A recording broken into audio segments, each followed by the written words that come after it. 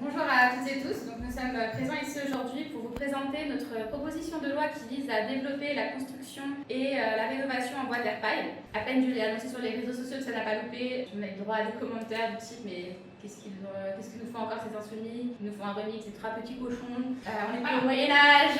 Et pourtant c'est loin d'être un conte, c'est un sujet tout à fait sérieux. Et d'ailleurs, en vérité, c'est une mise à jour d'une proposition de loi qui avait déjà été déposée il y a quelques années de cela par Mathilde Panot et Jean-Luc Mélenchon et qui en fait était le point d'aboutissement de centaines de contributions écrites et de centaines d'auditions. Donc c'est vraiment un sujet qui a été largement pensé, approfondi. Et si ça nous a tenu à cœur de mettre cette proposition de loi à jour et de la mettre à l'ordre du jour, c'est parce qu'elle nous semble indispensable pour répondre à un certain nombre d'enjeux. Alors concrètement, notre objectif c'est quoi? C'est que dès 2028, 25% des matériaux géosourcés ou biosourcés soient utilisés dans les rénovations lourdes et dans les constructions qui relèvent de la commande publique et que ce chiffre soit augmenté à 50% à partir de 2031. Pour répondre à un certain nombre d'enjeux, disais-je, alors lesquels? Déjà des enjeux écologiques.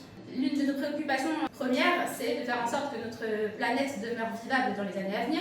Et dans cette perspective-là, nous avons comme objectif qu'en 2050, on atteigne la neutralité carbone. Et pour ce faire, il faut absolument que l'on diminue nos émissions de gaz à effet de serre et qu'on s'attaque pour cela aux secteurs les plus polluants. Et notamment le BTP. Donc, le BTP, ça représente 33% des émissions de gaz à effet de serre au niveau national. Donc c'est vraiment colossal.